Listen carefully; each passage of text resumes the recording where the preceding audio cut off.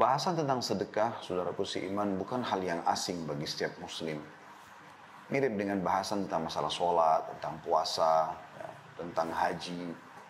Karena berbicara masalah sedekah, dia tidak luput dari rukun iman kita rukun Islam kita yang ketiga, yaitu masalah mengeluarkan zakat. Karena zakat bagian daripada sedekah itu sendiri. Ya. Kalau diitlakkan sedekah maka lebih global, zakat lebih khusus. Seperti itu kurang lebih. Dan ini tidak asing lagi, hampir semua para ustadz kita, para kiai kita membahas di mimbar-mimbar khutbah Jumat, di majelis-majelis ilmu. Kita juga tahu seringkali di tempat-tempat ibadah kita di masjid ada kotak amal. Ya.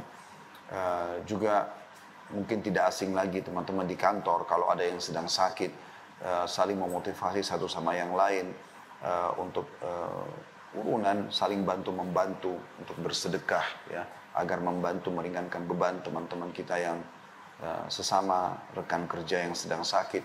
Itu juga pada saat terjadi bencana alam misalnya, tidak asing lagi alhamdulillah negara kita juga secara khusus ya, umumnya negara muslim secara umum, untuk mengumpulkan sedekah mereka, zakat mereka untuk membantu.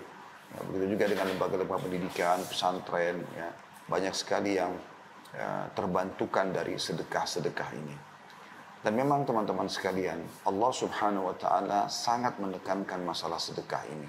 Dan banyak sekali ayat-ayat Al-Quran yang berbicara tentang masalah itu. Dan insya Allah nanti bagiannya juga akan kita jelaskan nanti. Oleh karena itu, ini bukan materi baru. Ini adalah materi yang sudah tidak asing bagi kita semua. Tetapi kita berharap Allah Subhanahu wa Ta'ala memberikan keberkahan di majelis kita ini. Dan juga menjadikan ilmu ini sebagai penyegar kembali informasi yang kita miliki, dan akhirnya kita bisa lebih meningkatkan secara kualitas dari sisi ibadah, khususnya sedekah itu. Misal tadinya kita hanya bersedekah kapan saja jiwa kita, mood kita lagi ingin, maka kita berubah sekarang, ya, kita akan lakukan rutinitas itu setiap harinya misalnya, ya, contoh saja.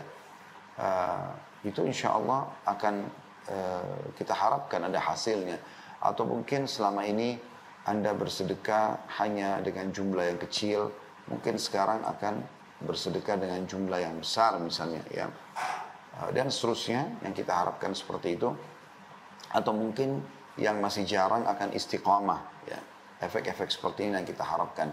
Dan itulah kenapa teman-teman sekalian, Rasulullah SAW sangat gembira dengan para penuntut ilmu. Walaupun mereka sudah pernah mendengarkan sebuah materi, mereka lebih banyak mengejar majelis-majelis atau keutamaan majelis, ya. Dan akhirnya mereka jadikan sebagai penyegar kembali terhadap ilmu-ilmu mereka.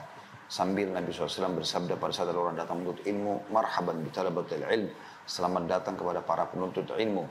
Maka itu insya Allah juga gambaran jelas bagaimana memang dalam agama kita ulang-ulangin, ya. Dan pengulangan ilmu itu akan sangat besar manfaatnya. Sebagaimana kita tahu kita mengulang-ulangin sholat sehari 5 kali. Kita mengulang-ulangin membaca bismillah setiap kali mau makan dan minum. Kita mengucapkan alhamdulillah setiap selesai makan dan minum. Setiap kali mau tidur kita berdoa. Setiap kali bangun tidur kita berdoa. Kenapa enggak sekali saja seumur hidup? Karena memang kita butuh penyegaran kembali. Ya, dan akhirnya selalu terisi lembaran-lembaran amal kita setiap hari dengan amal-amal kebaikan. Dan pada pembukaan insya Allah kita akan coba menjelaskan dulu apa yang istilahkan dengan sedekah dalam syariat kita. Dan ini perlu difahami, karena tidak semua yang dikeluarkan spontanitas dikatakan sedekah dalam agama Islam. Sedekah itu berarti bentuknya ibadah kepada Allah Subhanahu wa Ta'ala. Oleh karena itu kita akan dengarkan bagaimana para ulama menggambarkan tentang makna sedekah itu sendiri.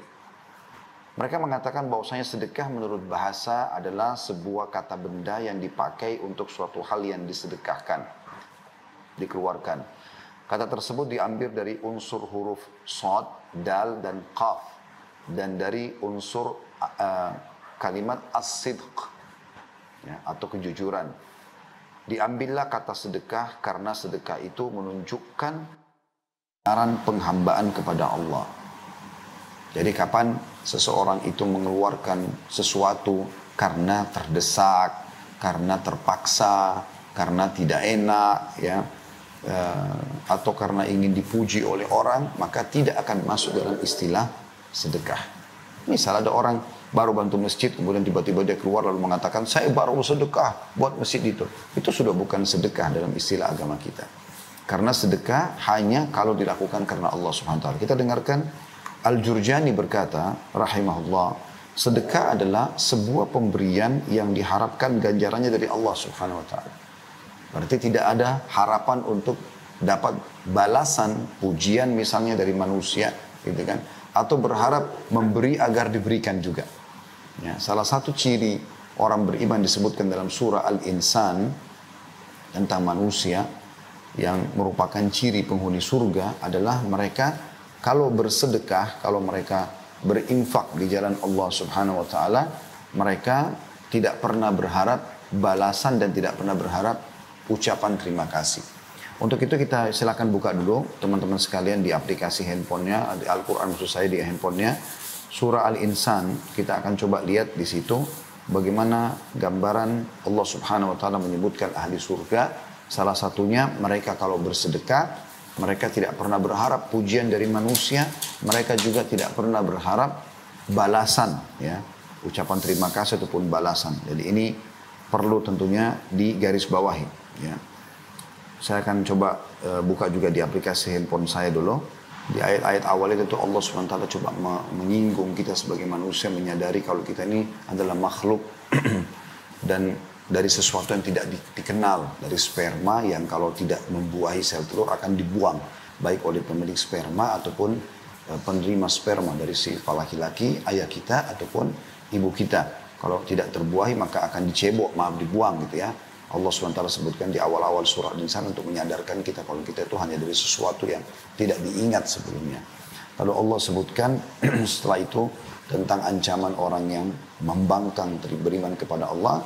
Lalu kemudian Allah sebutkan setelahnya orang yang patuh kepada Allah. Kita langsung masuk ke bahasan orang yang patuh kepada Allah Subhanahu wa taala. Ini di ayat 5-nya.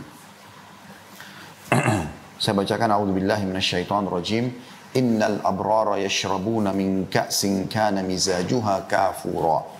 Sesungguhnya orang-orang yang berbuat kebajikan minum dari gelas dalam kurung berisi minuman yang campurannya dari air kafur. Ayat 6-nya, ainan yashrabu biha ibadullahi yufajjirunaha tafjira, yaitu mata air dalam surga. Air kafur itu kalau ada yang bertanya apa itu, dikatakan oleh Allah SWT yaitu mata air dalam surga yang daripadanya hamba-hamba Allah minum dan mereka dapat mengalirkannya dengan sebaik-baiknya. Itu ada penjelasan masalah mata air ini ya, banyak sekali dalil-dalil. Anda bisa kembali ke kajian kami tentang surga dan neraka insya Allah. Di YouTube sudah ada di playlistnya Khalid Basalam Official, ada bab khusus tentang masalah mata air surga. Tapi saya ingatkan ada beberapa riwayat yang disebutkan dinukil dari para sahabat bahwasanya air-air di surga itu akan mengalir tapi tidak tersentuh lantai dan juga tidak tertumpah sehingga mereka bisa meminumnya setiap saat. Dan di surga ada 4 jenis minuman. Ada air tawar ya, yang tidak asin ya, rasanya manis. Kemudian ada madu yang tersaring, ada minuman anggur yang tidak memabukkan, dan ada susu yang tidak basi. Anda bisa kembali juga ke surah Muhammad. Seingat saya surah nomor 47 ayat 15 tentang masalah air-air itu. Ini yang dimaksud dengan salah satu sumbernya adalah dikenal dengan mata air kafur. Lalu Allah Subhanahu wa taala menyebutkan setelah itu sifat-sifat mereka. Sifat yang pertama adalah di ayat 7, yufuna bin nadri wa yakhafuna yawman kana syarruhu mustatira. Mereka selalu memenuhi nazar mereka. Kalau mereka mengatakan, ya Allah, kalau engkau sembuhkan penyakitku, aku akan puasa 3 hari misalnya, atau anakku lulus sekolah, aku akan begini dan begitu. Itu contoh saja. Mereka selalu penuhi nazar itu kalau memang mereka sudah diberikan oleh Allah Subhanahu wa taala apa yang mereka minta. Dan mereka selalu takut satu hari, maksudnya khawatir jangan sampai nanti mereka kena azab di akhirat, di kubur. Maka dengan itu mereka berhati-hati dalam beramal. Dan mereka takut akan satu hari yang azabnya merata di mana-mana. Maksudnya hari kiamat. Kemudian ayat 8-nya, ini sama 9, ini jadi saksi bahasan kita tentunya ya. Wa yut'imuna at-ta'ama ala hubbihi miskinan wa yatiman wa asira. Dan mereka memberikan makanan yang disukainya. Nah, Bapak Ibu bisa jadikan bahan muhasabah sendiri di sini. Apakah selama ini Anda sudah coba mengeluarkan makanan favorit Anda untuk disedekahkan? atau hanya sisa-sisa makanan, atau karena makanan yang Anda tidak suka.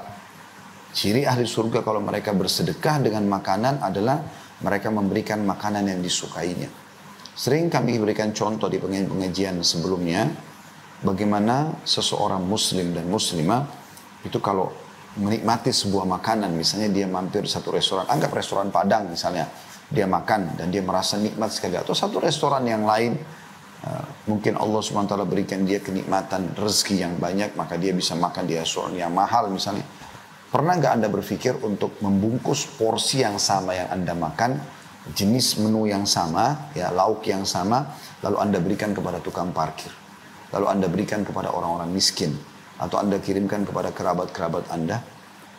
Maka itu makanan yang kita sukai. Itu puncak kita bersyukur kepada Allah Subhanahu wa taala. Sebagaimana kita rasakan kenikmatannya, kita juga ingin orang lain merasakan. Lalu dikatakan di sini, dan mereka memberikan makanan yang disukainya kepada orang miskin, anak yatim, dan orang-orang yang ditawan. Walaupun kita boleh memberikan makan orang-orang mampu, tapi diprioritaskan yang belum pernah mencobanya kita berikan.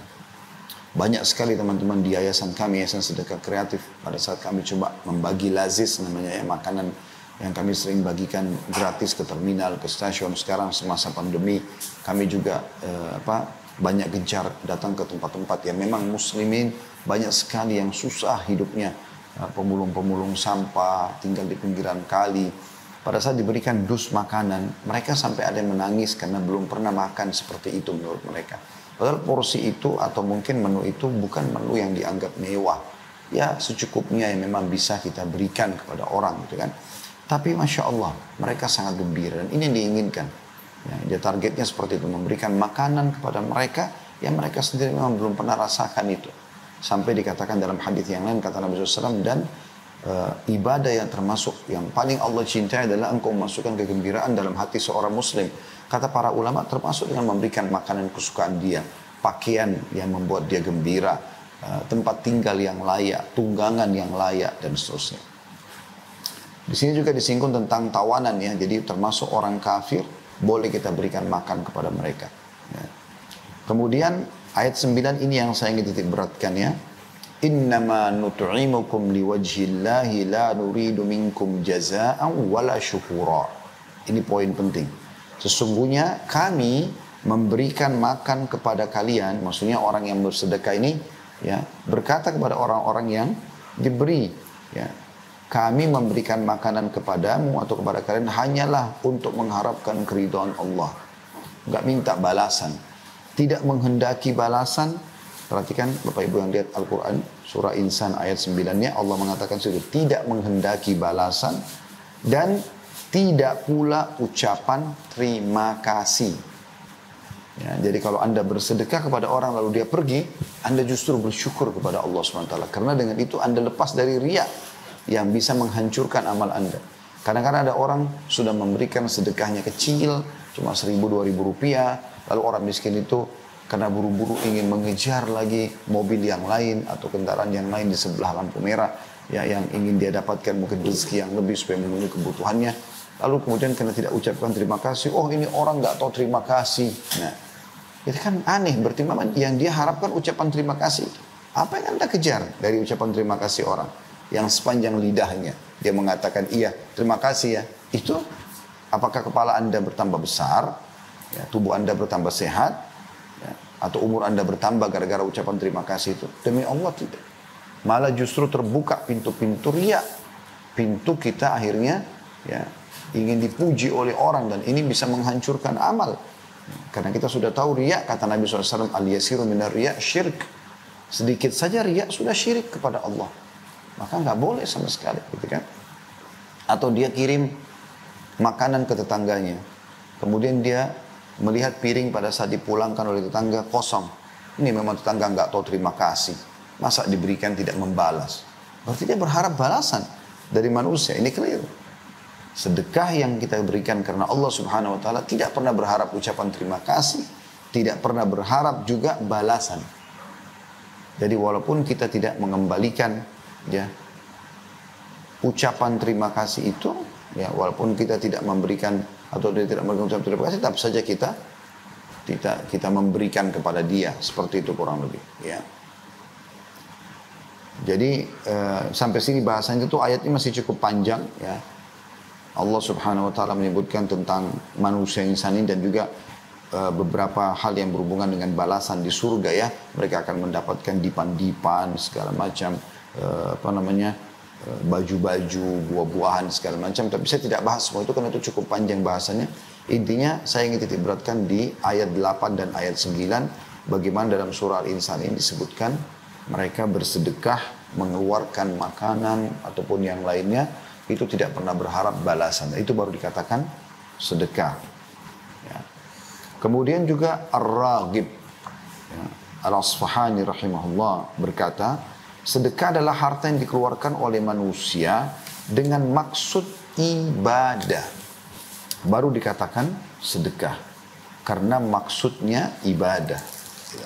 Nah, ini sama tadi kurang lebih bahasanya yang disampaikan oleh Jurjani rahimahullah.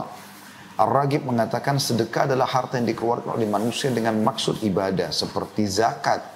Akan tetapi sedekah itu pada dasarnya disyariatkan untuk perkara yang disunnahkan, sedangkan zakat untuk hal yang diwajibkan. Jadi kalau kita bicara masalah sedekah maka lebih global. Karena sedekah bisa masuk di dalamnya pakaian, makanan, tunggangan, transportasi kalau kita sekarang, tempat tinggal, ya, perkataan yang baik, amar ma'ruf, nahi mungkar, ya, nasihat dan segala macam. Ini masuk semuanya sedekah. Tapi kalau kita bicara masalah zakat, maka dia kalau zakat mal fokus ke harta saja, gitu kan? Tidak masuk dalamnya pakaian dizakatkan atau zakat dalam bentuk pakaian. Gitu. Ada sendiri jenis-jenisnya. Maka zakat lebih khusus dan dia memang kepada orang-orang yang mampu dan wajib. Kalau sedekah lebih global. An-Nawawi berkata, Imam Nawawi rahimahullah yang masyhur ya, mengatakan disebut sebagai sedekah adalah karena ia merupakan sebuah bukti atas kepercayaan pelakunya. Kebenaran atau sidq keimanannya. Jadi orang kalau mau betul-betul tadi mengerjakan apa yang kita sampaikan di pembukaan ceramah kita ini, artinya dia mengeluarkan sedekah, tidak berharap pujian dari orang, tidak berharap balasan, dia justru hanya karena takut akan hisab hari kiamat, dan dia berharap balasan sempurna dari Allah Subhanahu Wa Taala, maka itu dikatakan disebut sedekah adalah karena, kata Imam Nawawi rahimahullah, merupakan sebuah bukti atas kepercayaan pelakunya. Dia yakin yang dia kejar adalah balasan dari Allah Subhanahu Wa Taala. Kebenaran atau sidq keimanannya, baik lahir maupun batin, maka sedekah itu adalah keyakinan dan kebenaran imannya. Nah, kita temukan orang yang seperti ini betul-betul tidak pernah berharap ada balasan dari orang lain, ucapan terima kasih atau tidak. Walaupun teman-teman sekalian, dianjurkan kita kalau menerima pemberian orang lain sedekah apapun itu sifatnya, bantuan, sedekah, mau makanan, mau minuman, mau bantuan, mau apa saja, dianjurkan kata Nabi SAW, kalau orang berbuat baik pada kalian, balaslah yang setimpal. Ya. Kalau kalian tidak memiliki apa yang kalian bisa balas dengan setimpal, maka ucapkanlah jazakallahu khairan. Semoga Allah membalas anda dengan kebaikan. Jadi kan, sesungguhnya sampai mengucapkan ini dia telah, ya, dia sudah memberikan ucapan yang pas atau yang cocok atau balasan yang pantas gitu.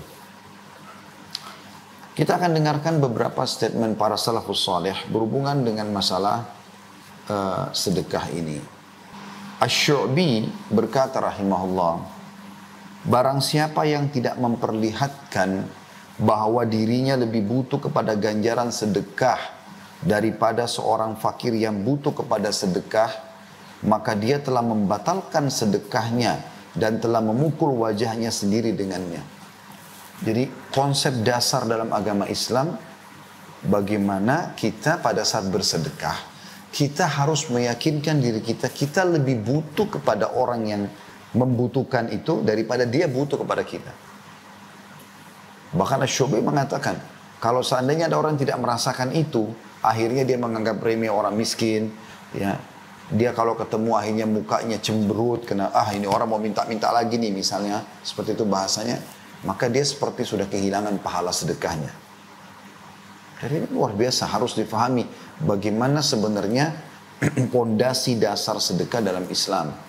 Karena kalau Anda tidak fahami ini, nanti akhirnya Anda akan bersedekah dengan ikuti dengan sifat sombong, ya, tidak ikhlas atau kurang ikhlas, ya terpaksa.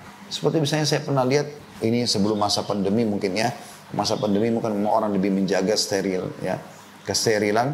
Tapi sekarang zaman dulu tuh saya lihat ada orang miskin udah minta di lampu merah, lagi mobilnya berhenti sebentar. Orang miskin udah datang.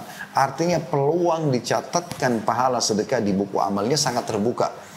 Tapi dia malah tidak buka jendela, tidak bersedekah. Padahal ada uangnya, bukan tidak ada.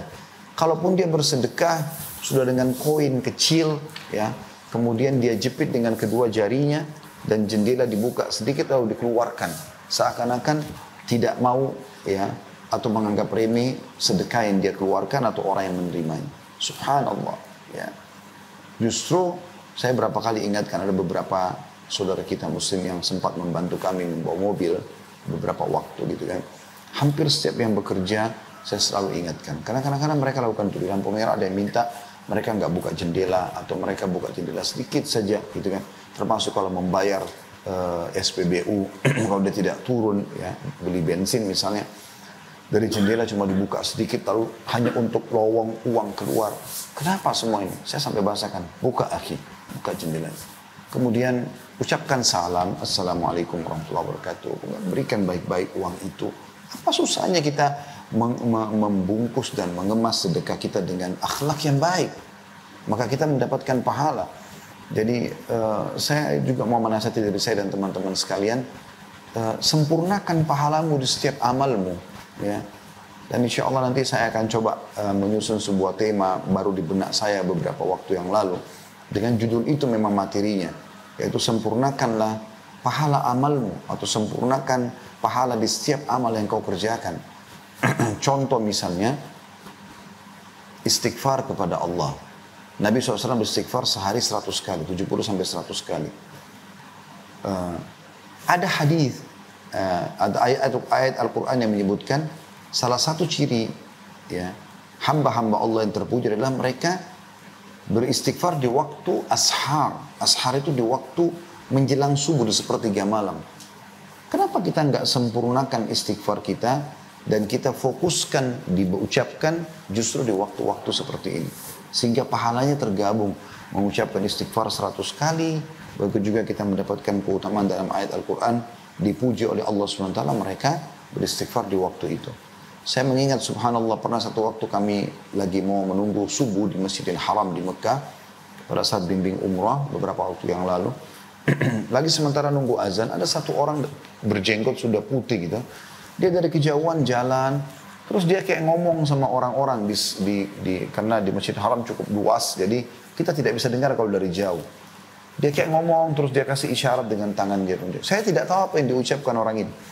Begitu dia datang ke depan ya kelompok saf kami gitu, sehingga suara bisa terdengar, dia mengatakan, wahai ikhwani, wahai saudara-saudaraku, ini waktu ashar.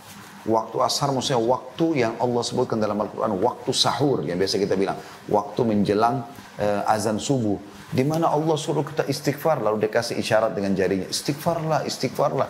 Dia keliling menunggu waktu subuh orang ini karena inginnya mendapatkan pahala, dia menasihati dan mengingatkan orang. Contoh, kan kita bisa menyempurnakan dan menyebabkan pahala lebih besar dengan itu. Sama dengan sedekah misalnya. Jadi bukan hanya sekedar mengeluarkan, tapi apa salahnya kalau kita sempurnakan pahala sedekah kita dengan memberikan uang yang terbaik. Tentu mengikhlaskan niat yang pertama, memberikan yang terbaik. Kemudian kita kemas juga itu dengan akhlak yang mulia. Akhlak yang mulia. Saya mengingat ayah saya rahimahullah yang baru meninggal kemarin. Beliau tiap hari selalu keluar untuk bersedekah. Dan saya sering kali ikut ya. Kadang-kadang saya mengantar beliau. Dan saya melihat beliau punya satu adab yang luar biasa dalam masalah ini. Saya melihat ini secara teori agama, apa yang saya sampaikan tadi sebenarnya ada pada perbuatan beliau gitu. Jadi beliau selalu memesan dari bank uang-uang baru. Uang-uang baru yang memang belum terpakai sama sekali ya. Dari baik itu uang 2.000, uang 5.000, uang 10.000, uang 20.000 ya. Uang 50.000 gitu kan. Kemudian beliau bawa setiap hari keliling. Mencari orang-orang susah, mengelilingi kota Makassar. Jadi uang-uang baru ini memang belum disentuh sama sekali oleh orang-orang gitu ya. Memang karena dari bank masih, saya lihat sendiri masih grass gitu kan. Dan beliau menggosok parfum di tangannya rahimahullah. Kemudian tersentuhlah parfum itu di uang tadi, sudah baru tersentuh uang parfum, kemudian dikasih ke orang miskin. Saya sampai sempat ambil cuplikan di handphone saya, ya. Sampai orang-orang miskin itu menggunakan bahasa Makassar yang kurang lebih artinya, oh wangi sekali ya uang dari Pak Haji gitu ya. Saya melihat ini sebenarnya masalah sepele ya, tetapi ini saya yakin akan ada pahala ekstra.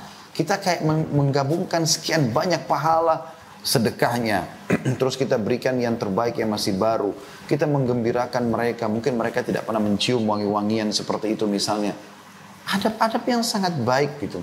Maka sungguh kita harusnya memahami teman-teman sekarang, kalau kita lebih butuh terhadap sedekah kita itu daripada orang miskin yang menerimanya. Kita harus bergembira kalau seandainya ada orang yang bisa menerima sedekah kita, ya.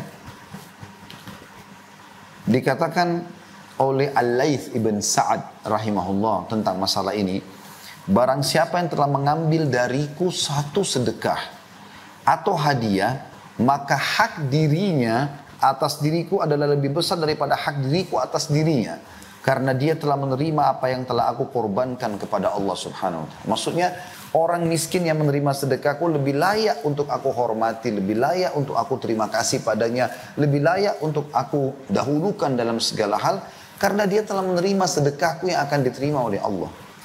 Ini poin penting teman-teman sekalian. Penanaman ini penting sekali karena ini pondasi dasar sedekah. Sehingga setiap kali kita bersedekah, kita selalu rindu untuk mencari siapa orang miskin yang harus kita bantu. Dan kita merasa butuh dengan mereka. Bukan terbalik.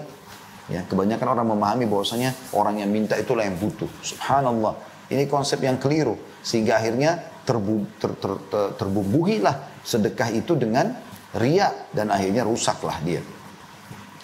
Al-Fudail bin Iyad rahimahullah juga berkata, ini ulama-ulama tabi'in yang masyhur, berkata kepada orang yang menerima sedekah beliau, ya, mereka membawa perbekalan-perbekalan kita menuju akhirat tanpa upah sedikit pun, hingga mereka meletakkannya di atas timbangan di hadapan Allah. Dari begitu para salafus saleh memahami sedekah itu, mereka lebih butuh mengeluarkan sedekah daripada orang miskin yang datang meminta. Bukankah banyak di antara kita karena tidak memahami poin ini dan tidak menjadikan sebagai ini pondasi dalam sedekahnya, sehingga akhirnya kalau ada orang minta kemarin datang hari ini, maka dia mengatakan, kan kemarin saya sudah bantu kamu, kemarin sudah selesai dicatat amalmu. Kamu ingin mengejar wajahnya Allah, maksudnya mengejar pahala, atau kau ingin riya? Abdullah bin Abbas, Abdullah bin Umar radhiyallahu anhu ajma'in, itu setiap hari orang miskin datang depan rumahnya minta sedekah. Kalau di zaman kita kan sekarang alhamdulillah, kalaupun kita tinggal di sebuah komplek mungkin tidak ada orang yang datang dilarang dengan security, kan kita bisa sedekah langsung transfer. Sudah sangat mudah di zaman sekarang ke rumah yatim, ke manalah ya orang-orang miskin, kita tahu nomor rekeningnya atau yayasan sosial, bisa kita dapatkan pahala itu. Tapi yang jelas para sahabat ridwanullahi alaihim, kalau ya orang-orang miskin itu sudah tidak ditemukan depan rumah mereka di pagi hari seperti biasanya, maka mereka keluar membawa sedekah mereka untuk mendatangi langsung orang-orang miskin itu. Begitu mereka memahami luar biasa kebutuhan mereka terhadap sedekah. Kita yang butuh terhadap sedekah itu teman-teman, dan bukan orang miskin itu. Nilai yang kita berikan itu akan kita terima full, bahkan dilipat gandakan sampai 10 kali lipat di akhirat nanti. Nanti akan kita jelaskan di antara keutamaan sedekah insya Allah berhubungan dengan masalah itu. Sementara uang atau harta yang diterima oleh orang miskin tersebut akan habis, dia beri makanan, dia beri pakaian, selesai. Tapi Anda tidak kehilangan itu. Secara teori agama Anda akan terima utuh pada hari kiamat. Umar bin Khattab berkata tentang masalah sedekah ini, sesungguhnya amal itu saling berbangga-bangga diri. Lalu sedekah berkata, saya adalah yang paling baik di antara kalian. Jadi sedekah itu termasuk amal yang luar biasa. Ya. Bahkan para salafus saleh yang akan kita juga jelaskan itu, banyak di antara mereka mengobati penyakit-penyakit mereka, mempermudah agar doa mereka diterima oleh Allah subhanahu wa ta'ala, mempermudah urusan-urusan mereka justru dengan bersedekah. Justru dengan bersedekah. Ya. Ada sebuah riwayat dinukil oleh Abu Hanifah rahimahullah dalam musnad beliau, dari Jabir bin Abdullah radhiyallahu anhuma, Jabir dan ayah dua-duanya sahabat, bahwasanya seseorang datang kepada Nabi SAW seraya berkata, wahai Rasulullah, saya tidak diberikan rezeki seorang anak pun. Kebetulan tidak punya anak. Allah tidak kasih anak, sudah lama menikah. Sehingga saya tidak memiliki anak. Lalu Rasulullah SAW bersabda, "Fa'aina anta min kathratil istighfari wa kathratil sadaqah, turzaqu bihima." Di mana kamu dari memperbanyak istighfar dan memperbanyak sedekah? Karena engkau akan diberi rezeki anak dengan sebab keduanya. Jadi orang-orang yang mandul, ini resepnya. Nanti akan kita jelaskan juga insya Allah di salah satu keutamaan sedekah, yaitu bisa mempermudah urusan, menyembuhkan penyakit, ya. Itu luar biasa teman-teman sekalian. Ya. Kemudian Abdul Aziz bin Umair rahimahullah berkata, sholat itu akan menyampaikan dirimu setengah perjalanan. Puasa menyampaikan dirimu kepada pintu sang raja. Allah subhanahu wa ta'ala, sedang sedekah menyampaikan dirimu ke hadapan raja tersebut. Yahya bin Mu'adz rahimahullah berkata, tidaklah saya mengetahui sebuah biji dari amal saleh yang mengimbangi gunung dunia kecuali sedekah. Ibnu Abil Ja'ad berkata rahimahullah, sesungguhnya sedekah itu benar-benar menghilangkan 70 pintu kesusahan dan keburukan. Ya. Subhanallah, ini poin perlu digarisbawahi. Saya menemui banyak orang yang sudah mempraktekkan ini, yang mengungkapkan kepada saya sendiri, subhanallah. Ya, mudah-mudahan kita semua atau kami pun bisa ikut serta dalam pahala mereka, karena mereka juga mendengarkan ceramah-ceramah itu ya. Jadi mereka membahasakan, saya Ustadz sampai sudah ketagihan dengan sedekah. Sampai ada seorang pengusaha yang besar di Jakarta ya. Beliau dari turunan Chinese masuk Islam mu'allaf. Itu sampai membahasakan kepada saya, dia bilang, Ustadz, partner bisnis saya 2 orang yang lain, semua turunan Chinese tapi orang kafir. Dan saya coba yakinkan mereka tentang sedekah dan zakat dari perusahaan kita. Awalnya mereka ragu, karena mereka memahami sistem kapitalis. Jadi nggak ada kita keluarkan, justru makin pelit, maka makin kaya kita. Seperti itulah ya pemahaman mereka yang non-muslim. Maka kata dia, saya coba yakinkan. Maka akhirnya mereka pun setuju untuk mengeluarkan sekian persen dari pendapatan. Dan mereka akhirnya melihat sendiri hasilnya, perusahaan makin maju. Makin besar kita keluarkan, maka makin besar juga income yang datang.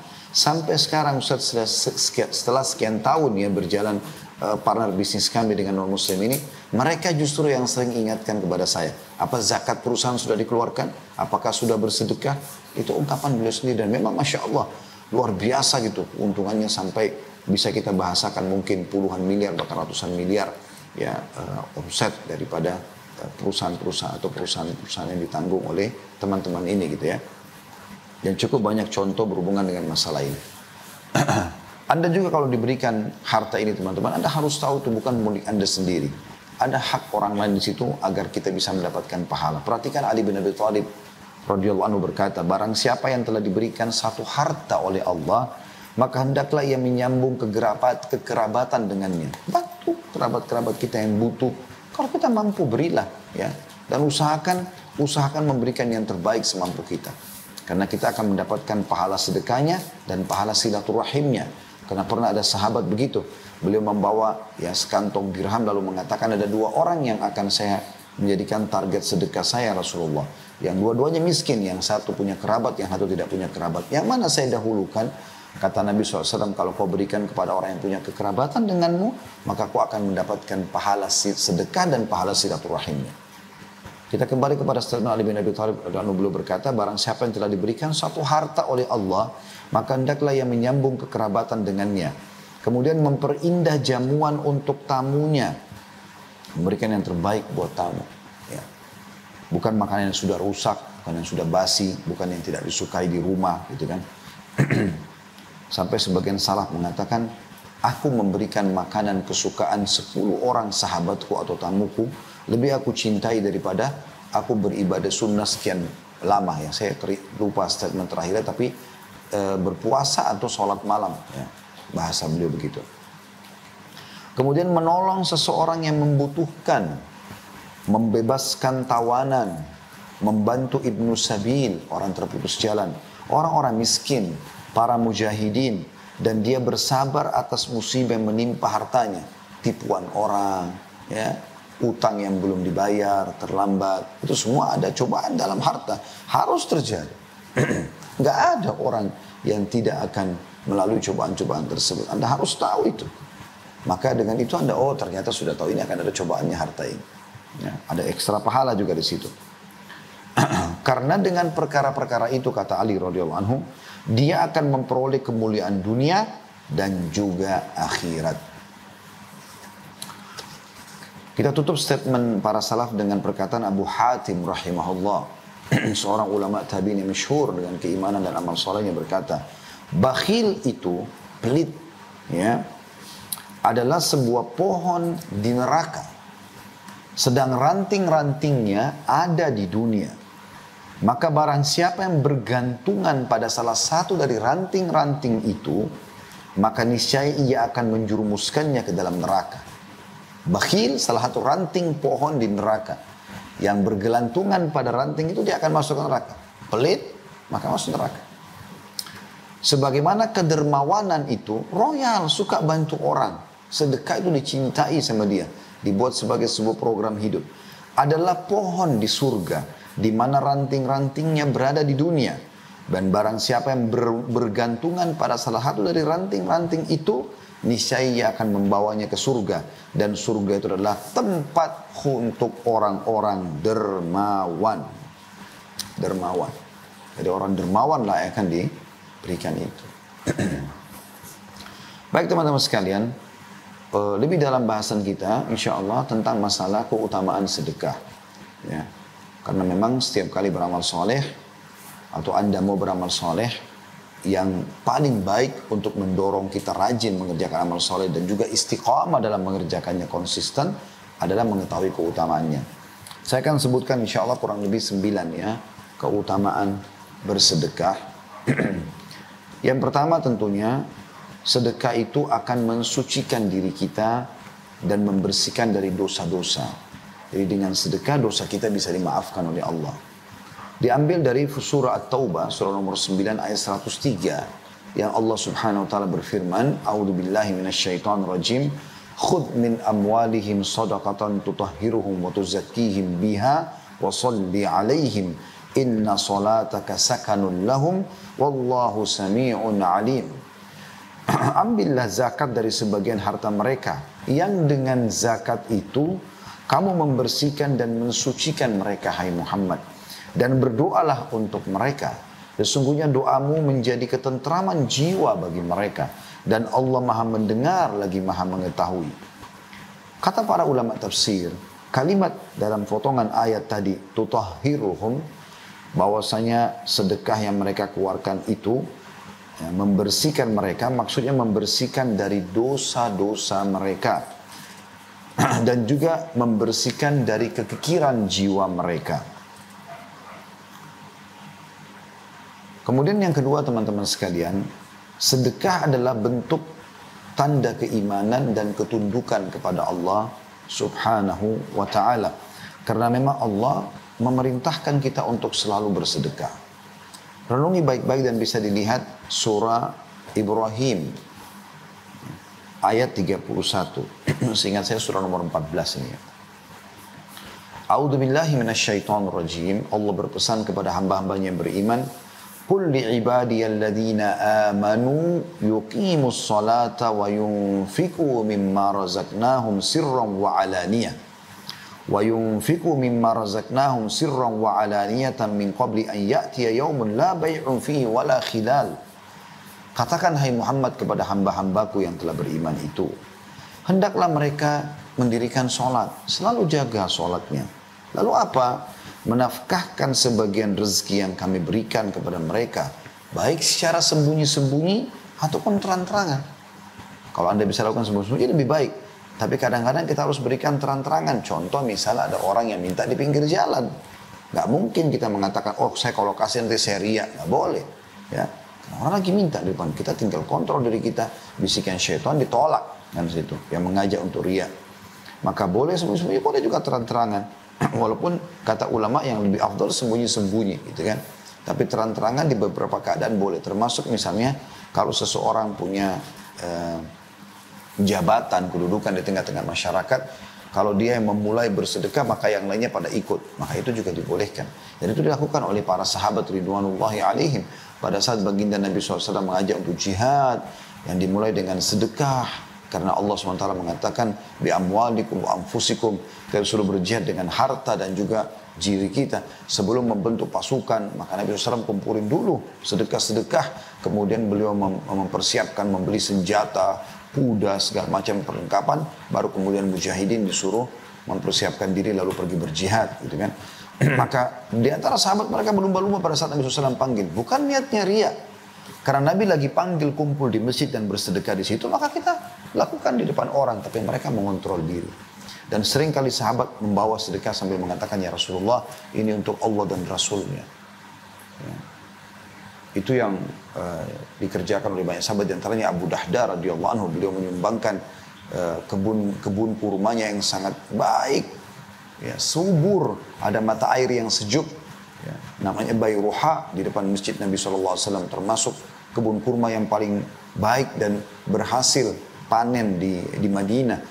Lalu Allah SWT turunkan firman-Nya, man dzalladzi yuqridullah qardan hasanan fayudha'ifu lahu adha'afan katsira. Siapakah yang mau meminjamkan untuk Allah, maka Allah akan gantikan dengan kelipatan-kelipatan yang banyak. Maka dia datang kepada Nabi SAW mengatakan, ya Rasulullah, apakah Allah minta pinjaman dari kita? Kata Nabi SAW, iya. Tapi tentu Allah tidak butuh itu. Allah memberikan kesempatan berpahala di situ. Dia mengatakan, ya Rasulullah, Bayruha adalah kebun kurma kesukaanku. Maka aku akan sedekahkan karena Allah. Itu didengar oleh para sahabat yang lain. Tapi beliau bisa mengontrol dirinya karena waktu itu turun ayat. Nabi SAW sampaikan depan para sahabat. Beliau ingin meraih pahala itu. Pernah juga terjadi... Maka Nabi SAW berkata kepada Abu Dahda, sungguh ya harta yang menguntungkan untukmu. Juga Nabi SAW pernah melihat ada beberapa orang miskin datang, saking miskinnya wajah mereka kelihatan bekas kemiskinan ya. Gelap, berantakan, baju mereka cuma satu kain, kalau tertiup angin bisa tersingkap. Nabi SAW naik ke mimbar, motivasi para sahabat untuk sedekah, sampai akhirnya Nabi mengatakan, bersedekahlah walaupun dengan ya secuil kurma. Jadi, kalian punya kurma di rumah, cuil atau bagi dua, bawa ke sini sedekah gitu. Maka pada saat itu sahabat terdiam, terpukau dengan penyampaian Nabi SAW. Lalu ada satu orang tiba-tiba berdiri dan langsung mengeluarkan yang dia punya di depan semua sahabat, ditaruh, ya Rasulullah, ini saya memberikan karena Allah dan Rasulnya. Terang-terangan. Maka para sahabat yang lain tiba-tiba langsung pada ikut semua. Maka kata Nabi SAW, siapa yang menunjukkan contoh yang baik karena Allah, ya, maka dia akan mendapatkan pahala orang yang mengikutinya tanpa dikurangi sedikit pun dari pahala orang yang mengikutinya. Jadi tadi karena dia yang memulai sehingga orang lain termotivasi, gitu kan? Tentu di sini dia tidak ada riyaknya, gitu kan? Nah, dia ingin mengejar keutamaan itu karena memang di depan umum, gitu kan? Dia diminta pada saat itu, maka dia pun memberikan di depan umum. Maka dia pun sahabat yang tadi memulai mendapatkan pahala seluruh sahabat yang bersedekah pada saat itu. Bahkan ya sampai menjelang hari kiamat, selama riwayat itu disebutkan dan ada orang termotivasi, sahabat tadi akan mendapatkan pahala karena dia yang memulai untuk berbuat kebaikan tersebut. Nah, itu poin penting ya. Lalu kata Allah Subhanahu wa taala, saya lanjutkan ayatnya surah Ibrahim itu, saya ulangi dari awal ya. Katakanlah kepada hamba-hambaku yang telah beriman, hendaklah mereka mendirikan salat, menafkahkan sebagian rezeki yang kami berikan kepada mereka secara sembunyi ataupun terang-terangan. Sebelum datang hari kiamat yang pada hari itu tidak ada lagi jual beli, tidak ada lagi persahabatan. Rupiah Anda, dolar Anda, emas Anda, apa yang Anda bawa ya, tidak akan ada manfaatnya. Nah, maksudnya yang Anda meninggal, Anda tinggalkan tidak akan ada lagi. Sudah dibagi oleh ahli waris, selesai. Tidak ada yang Anda bawa. Transaksikan selama Anda hidup. Itu penting sekali. Juga Allah sebutkan dalam surah Al-Baqarah, surah nomor 2 ayat 254. A'udzu billahi minasyaitonir rajim. Ya ayyuhalladzina amanu anfiqu mimma razaqnakum min qabli an ya'tiya yawmun la bai' min qabli an ya'tiya yawmun la bai'un fihi wala khullatun wala syafa'ah. Wal kafiruna humul zalimun. Hai orang beriman, belanjakanlah di jalan Allah sebagian dari rezeki yang telah kami berikan kepadamu sebelum datang hari yang pada hari itu tidak ada lagi jual beli, tidak ada lagi syafaat. Dan orang-orang kafir itulah yang adalah orang-orang yang zalim. Maksudnya tidak ada syafaat, tidak ada lagi pertolongan pada saat itu. Dan ayat berhubungan dengan masalah ini banyak sekali, tapi saya berharap sebagaimana saya termotivasi teman-teman dengan ayat ini, saya juga berharap teman-teman begitu. Ini ayat yang harus kita renungi sama-sama. Surah Al-Munafiqun ayat 10. Bunyinya a'udzubillahi minasyaitonir rajim. wa anfiqu mimma razaqnakum min qabli an ya'tiya ahadakumul mautu fayaqula rabbi laula akhartani ila ajalin qaribin fa as-saddaqa wa akum minas salihin. Dan belanjakanlah sebagian dari apa yang telah kami berikan kepadamu sebelum datang kematian kepada salah seorang di antara kamu. Enggak usah seluruh hartamu, sebagian keluarkan, berbagi kepada orang. Lalu dia berkata pada saat datang kematian kepada salah seorang di antara mereka, "Ya Rabbku, mengapa engkau tidak menangguhkan kematianku sampai waktu yang dekat?" Artinya berikan aku waktu walaupun kalau bahasa kita berapa menit saja. Untuk apa? Untuk kembali biologi sama istrinya, untuk kumpul sama anak-anaknya, kembali pamit sama teman-temannya. Enggak. Dia mengatakan yang menyebabkan aku dapat bersedekah. Dia menyesal kenapa ada di rekeningnya tersisa dia enggak sedekahkan semasa dia hidup. Dan aku termasuk orang-orang saleh. Setelah itu, setelah sedekah baru menyebutkan amal saleh secara umum. Ya, saking pentingnya sedekah itu. Maka bagi anda yang masih suka perhitungan jalan Allah, maka tentu anda sedang menutup pintu-pintu rezeki dari Allah Subhanahu Wa Taala. Ingin keran-keran rezeki terbuka dari langit, anda kutip, maka bersedekahlah. Dan ingin mendapatkan ikan paus, jangan pakai kail, tapi harus pakai kapal tanker. Kita keluarkan sesuatu yang besar, maka akan datang juga respon yang besar. Yang ketiga, seorang mukmin berada dalam naungan sedekahnya pada hari kiamat. Di mana orang-orang lagi kepanasan di mahsyar, ya, mereka sedang menunggu hisab Allah Subhanahu Wa Taala, dan pada hari itu puluhan ribu tahun waktunya, ya, orang menunggu. Kalau saya tidak salah dalam sebuah riwayat 50.000 tahun waktunya, gitu kan. Maka ada orang-orang yang selamat, tidak tenggelam dengan keringatnya sendiri, ya, karena pada saat itu orang tenggelam dengan keringatnya sendiri. Yang disebutkan diantaranya adalah orang yang suka bersedekah. Dari riwayat Uqbah bin Amir radhiyallahu anhu, beliau berkata, saya mendengarkan Rasulullah sallallahu alaihi wasallam bersabda, "Kullu imri'in fi dhilli sadaqatihi hatta yufsala bainan nas, aw qala hatta yuhkama bainan nas." Setiap orang berada di bawah naungan sedekahnya hingga manusia diadili dalam kurung oleh pengadilan Allah. Atau beliau bersabda hingga keputusan di antara manusia ditetapkan oleh pengadilan Allah. Hadis ini diriwayatkan Ibnu Khuzaimah dan sanadnya sahih sesuai dengan syarat Imam Muslim.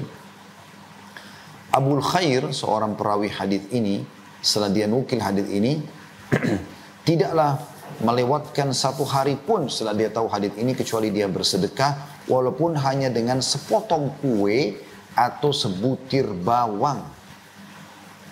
Juga disebutkan dari salah satu 7 golongan yang akan dapat naungan Allah pada hari kiamat, tidak ada naungan kecuali naungan Allah, adalah sabda Nabi SAW, "Rajulun tasaddaqa bi sadaqatin fa akhfaha hatta la ta'lama shimalu ma qaddamat yaminu," atau ma yunfiqu yaminu. Jadi ada 2 riwayat atau 2 potongan riwayat, ya. Dan seorang laki-laki yang bersedekah dengan suatu sedekah lalu merahasiakannya hingga tangan kirinya tidak mengetahui apa yang diberikan oleh tangan kanannya. Hadis ini riwayat Bukhari Muslim. Yang keempat, teman-teman, sedekah akan menyelamatkan dan menghindarkan dari musibah dan menjauhkan dari kematian buruk. Diambil daripada hadis Abu Umamah radhiyallahu anhu, beliau berkata bahwasanya Rasulullah sallallahu alaihi wasallam bersabda, "Sana'iul ma'rufi taqiyu masari as-su, wa sadaqatus sir tudfi'u ghadabur rabb." Atau ghadabur rabb wasilatul rahim tazidu fil umur. Perbuatan-perbuatan baik akan menghindarkan dia dari pintu-pintu keburukan. Artinya kalau anda sibukkan beramal saleh, sholat, puasa, zakat, apalah, jujur segala macam, maka anda akan aman dari pintu-pintu dosa. Jadi dosa nggak pula secara khusus kita keluarkan energi untuk menangkisnya gitu ya.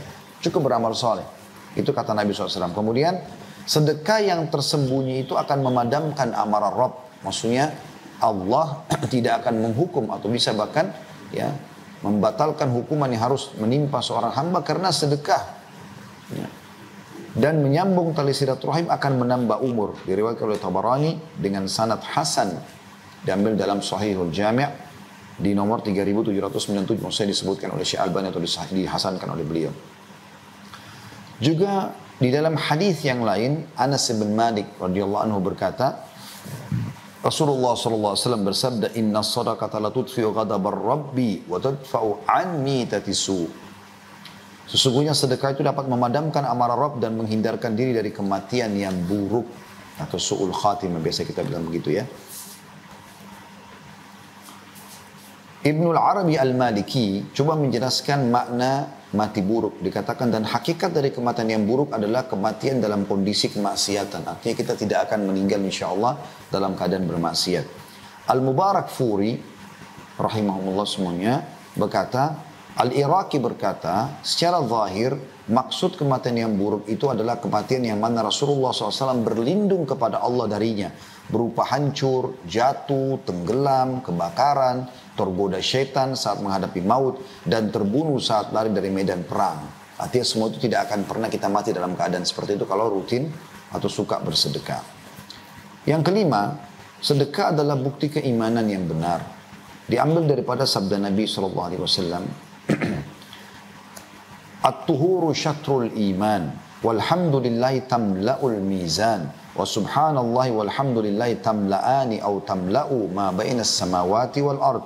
Wassalatu nur, wassadaqatu burhan, wassabru diya, wal qur'anu hujjatun laka au alaik. Kullun nasi yagdu faba'i'u nafsahu famu'tikuha au mubikuha. Bersuci itu sebagian daripada iman. Alhamdulillah, bersuci suka suci dari najis ya, dan selalu dalam keadaan berwudu, mandi ya, dan segala macam ini adalah bagian daripada keimanan. Alhamdulillah memenuhi timbangan. Kalau kita ucapkan Alhamdulillah itu berat di timbangan amal. Subhanallah dan Alhamdulillah, kalau ditambah Alhamdulillah dengan Subhanallah, memenuhi apa yang ada di antara langit dan bumi dari sisi pahalanya ya. Salat itu akan jadi cahaya kehidupan. Sedekah itu bukti yang nyata terhadap keimanan. Ini saksi bahasan kita. Sabar itu pelita. Sedangkan Al-Quran adalah hujjah untuk memberimu pahala apabila kau mengamalkan, membaca ya. Dan hujjah untuk menghukummu apabila kau tidak mengamalkannya. Setiap manusia berusaha untuk berusaha dan menjual dirinya. Maka di antara mereka ada yang membebaskan dengan kebaikan dan ada yang menghancurkan dengan dosa dan kemaksiatan. Hadis sahih riwayat Imam Muslim di halaman 223. An-Nawawi rahimahullah berkata, dimaksud dengan makna as-sadaqatu burhan, sedekah itu adalah bukti yang nyata, kata beliau, bahwa sedekah itu betul-betul hujjah atau argumentasi dan dalil atas keimanan pelakunya. Karena seorang munafik tidak akan melakukannya, karena ia tidak meyakininya. Lalu barang siapa bersedekah maka dapat diambil sebagai bukti kebenaran imannya. Yang keenam, sedekah itu menjadi tebusan bagi seorang muslim dari belenggunya. Dalam sebuah riwayat, dinukil bahwasanya Nabi SAW pernah menceritakan tentang Nabi Yahya alaihi salam. Nabi Yahya berkata kepada kaumnya, wa amurukum bis sadaqah, fa inna mathala dhalika kamathali rajulin asarahu al-adu, fa'awthaku yadahu ila unukihi wa qaddamuhu liyadribu unuqah. Faqala ana afdihi minkum bil qalili wal kathir fafada nafsahu minhum. Saya, kata Nabi Yahya alaihissalam, dan Nabi Muhammad SAW sampaikan, berarti menjadi bagian juga dari syariat kita, gitu kan? Saya memerintahkan kalian untuk bersedekah karena yang demikian itu adalah seperti seseorang yang ditawan oleh musuh, lalu mereka mengikat erat tangannya pada lehernya, lalu mereka menghadapkannya untuk memenggal lehernya. Kemudian dia berkata, saya akan menebus diriku ya dengan ini dan itu dari hartaku, dan terus saja dia menebus sampai akhirnya dia selamat dari mereka. Diriwayatkan oleh Tirmidzi dengan dinyatakan hadisnya hasan gharib, namun disahihkan oleh Syekh Albani dalam Sahih Sunan At-Tirmidzi di nomor 2 di halaman 378, juga di halaman 1298 ya. Ibnu Qayyim berkata rahimahullah tentang hadis ini, hal ini juga merupakan perkataan yang mana burhan adalah keberadaannya, maksudnya bukti tentang keimanannya. Dan dalilnya adalah kejadiannya. Karena sedekah itu memiliki pengaruh yang menakjubkan dalam hal menolak berbagai macam bencana. Walaupun dari seseorang yang jahat atau dari seseorang yang berlaku zalim. Bahkan dari seorang kafir. Karena Allah Ta'ala akan menolak darinya berbagai macam bencana dengan sedekah. Hal ini adalah suatu perkara yang telah dimaklumi di antara manusia, baik yang terpelajar maupun juga tidak.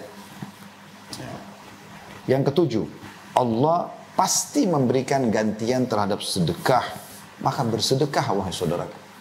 Makin besar yang kau berikan di jalan Allah, makin besar juga balasannya. Tadi saya sudah bahasakan itu dengan bahasa saya ya. Membuka keran-keran rezeki dari langit. Ini tanda kutip tentunya bahasa ini. Diambil daripada surah Saba ayat 39.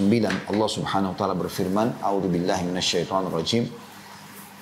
Qul inna rabbi yabsutur rizqa liman yasha'u min ibadihi wa yakdiru lah. Wa ma anfaqtum min syai'in fahuwa yukhlifuh wa huwa khairur raziqin. Katakan hai Muhammad kepada seluruh hamba-hambaku, sesungguhnya Tuhanku melapangkan rezeki bagi siapa yang dikehendakinya di antara hamba-hambanya dan menyempitkan bagi siapa yang dikehendakinya, tentu dengan kemahaadilan Allah. Makanya kita minta agar Allah luaskan dan lapangkan rezeki kita insyaAllah. Dan barang apa yang saja yang kamu infakkan atau infakkan, maka Allah pasti akan menggantinya, dan dialah sebaik-baik pemberi rezeki. Dipastikan hadis ini oleh Nabi SAW dalam sebuah sabda beliau dari Abu Hurairah radhiyallahu anhu, bahwasanya beliau SAW bersabda, qala Allah tabaraka wa ta'ala, ya ibna Adam anfik unfik alaik. Allah tabaraka wa ta'ala, Allah yang penuh berkah dan juga maha tinggi berfirman kepada manusia, wahai anak Adam, berinfaklah, niscaya aku akan memberi rezeki atas kalian. Juga dalam ini tentu hadis riwayat Muslim nomor 993 ya. Juga dalam hadis yang lain diriwayatkan oleh Bukhari nomor 1442 dan Muslim 1010. Masih dari sahabat yang sama Abu Hurairah radhiyallahu anhu, bahwasanya Rasulullah SAW bersabda, "Ma min yaumin yusbihul ibadu fihi illa wa malakani yanzilan, fayaqulu ahaduhuma Allahumma a'ti mumfikan khalafa, wa yaqulu al-akhar Allahumma a'ti mumsikan talafa." Tidaklah suatu hari di mana seorang hamba memasuki paginya, melainkan pasti akan turun dua malaikat. Salah seorang dari mereka berkata, ya Allah, berilah ganti atau rezeki yang luas bagi orang yang berinfak. Dan yang lain, yang satu lagi malaikat mengatakan, ya Allah, berikanlah kebinasaan kepada orang yang kikir. An-Nawawi rahimahullah berkata seraya menanggapi hadis ini, para ulama berkata, infak tersebut adalah dalam ketaatan, akhlak-akhlak yang terpuji untuk keluarga dan tamu, sedekah-sedekah dan sebagainya yang tidak tercela dan tidak berlebihan. Sedangkan menahan dari infak yang tercela adalah menahan dari hal-hal tersebut. Jadi artinya tidak dianggap berinfak, sudah kita sebutkan tadi di awal definisi ya, atau pondasi dasar, tidak dianggap bersedekah kalau dikeluarkan untuk maksiat seperti mentraktir teman-teman berzina, ke karaoke, ke diskotik dan segala macam. Itu tentu tidak masuk di dalamnya. Yang kedelapan teman-teman sekalian adalah pahala yang tidak akan pernah terputus sedekah itu.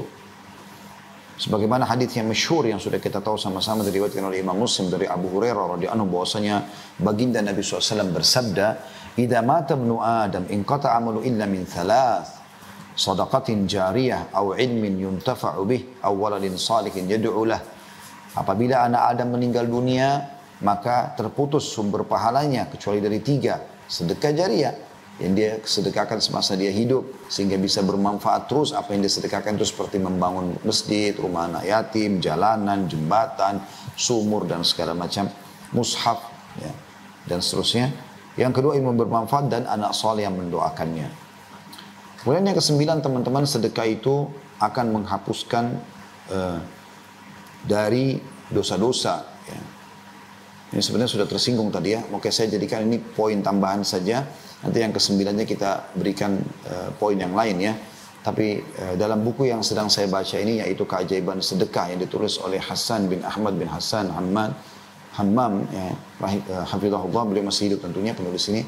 Beliau masukkan dalam poin ke-9.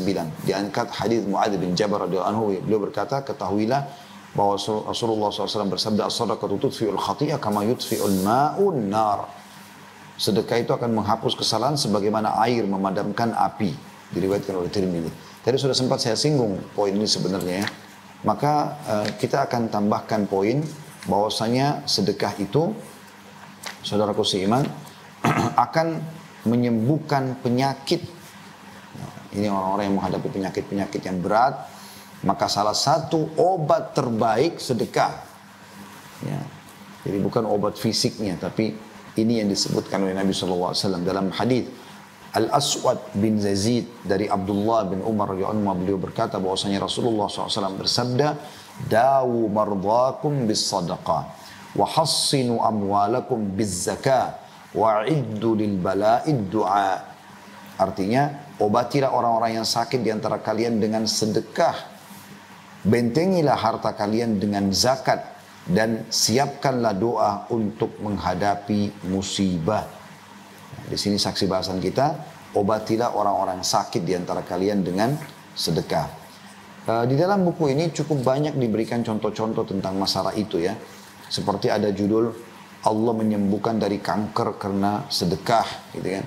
Jadi seorang pebisnis divonis kena kanker dan dokter sudah mengatakan tidak bisa sembuh, maka dia pun mengeluarkan sedekah sejumlah uang yang ada di kantongnya pada saat itu, kalau saya tidak salah jumlahnya sekitar 5.000 rial ya, diberikan kepada orang miskin di pinggir jalan.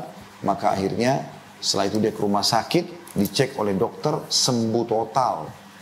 Begitu juga pernah ada kejadian tragis, ada dua orang yang anak muda, dua-dua pakai mobil masing-masing ya. Rupanya mereka ingin menuju ke satu tujuan bersama. Kemudian salah satunya atau dua-duanya melihat ada orang miskin di pinggir jalan, yang satu tetap jalan, yang satu mampir. Dia keluarkan sedekah. Kemudian setelah itu dia naik di mobil, dia jalan lagi.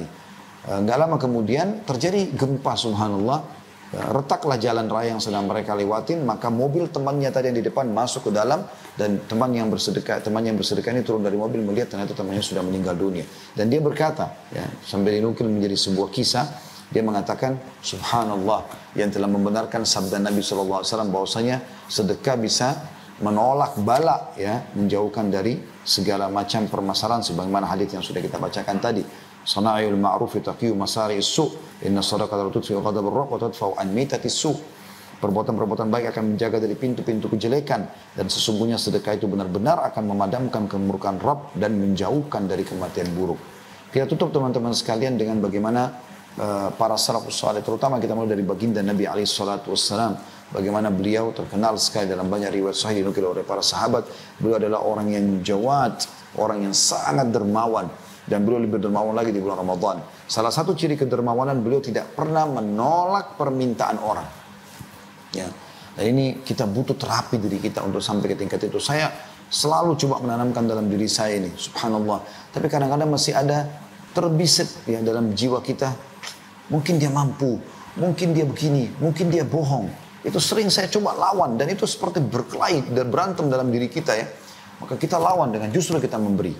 Saya mengambil sebuah kesimpulan bahwasanya setiap kali kalau ada kesempatan untuk beramal soleh dan ternyata ada hambatan, ada perasaan berat, kayak mau bangun sholat malam berat, mau baca Quran berat, mau berzikir berat, mau sholat berat, mau sedekah berat misalnya, mau haji atau umrah berat, maka ini Anda sedang diserang oleh syaitan.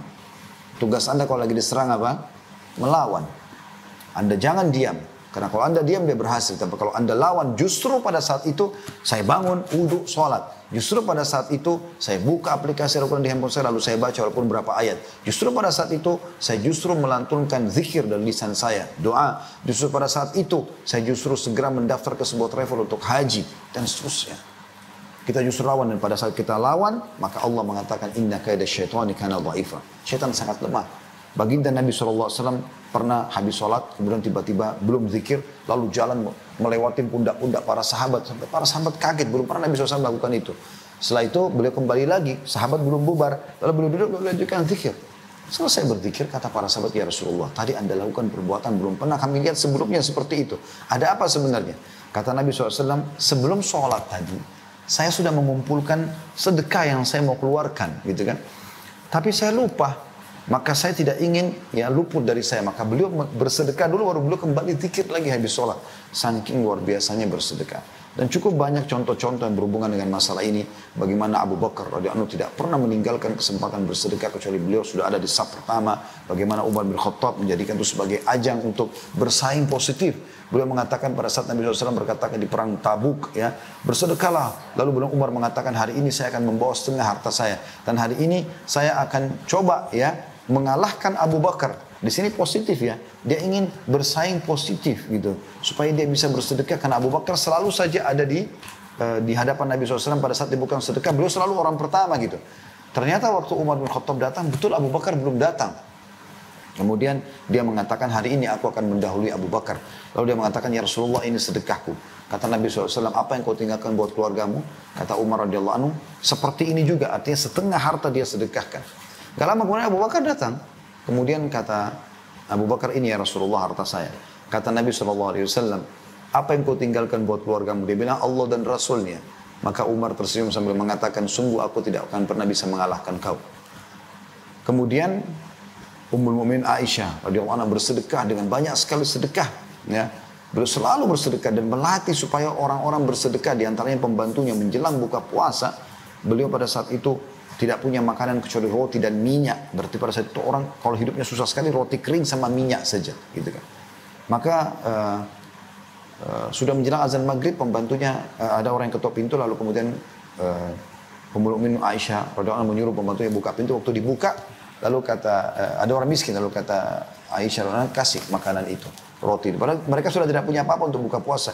Bayangkan dalam kondisi kita puasa, lapar, gitu kan. Kita akan berbuka sebentar lagi, tinggal beberapa saat azan maghrib. Ya. Ujian luar biasa datang pada saat itu. Ya. Maka Aisyah mengatakan sedekahkan. Setelah dikasih, ditutup pintu, kasih orang miskin itu. Lalu pembantunya Aisyah berkata, wahai Ummul Mukminin, kita nggak punya apa-apa untuk buka puasa. Aisyah tersenyum sambil mengatakan, jangan kau takut dari Sang Pencipta Allah yang Maha Pemurah. Subhanallah, belum hilang ya, bayangan orang yang tadi diberi sedekah itu, tiba-tiba diketuk lagi pintu rumah Ummul Mukminin radhiyallahu anha, dan ternyata ada utusan dari tangga sebelah mengatakan membawa sebuah nampan yang besar berisi roti gandum dengan kari kambing yang luar biasa, dikasih dalam riwayat dikatakan za'faran, wangi-wangian dalam makanan sehingga betul-betul mengundang jiwa untuk makan gitu. Maka dia mengatakan, sungguh tuanku mengirim ini untuk Ummul Mukminin. Lalu itu cukup untuk 10 orang ya. Lalu kemudian azan maghrib. Detik saja, hitungan detik gitu. Maka Aisyah pun mengatakan mengucapkan terima kasih pada orang tersebut. Lalu kemudian Aisyah pun mengatakan pada perempuan, mari kita buka puasa. Makanlah sampai puas. Makanan masih banyak sisa. Lalu Aisyah senyum setelah mereka kenyang. Ini, kata Aisyah, tunjuk makanan tersebut lebih baik daripada roti keringmu tadi. Dan sekian banyak kisah para salafus saleh berhubungan dengan masalah itu.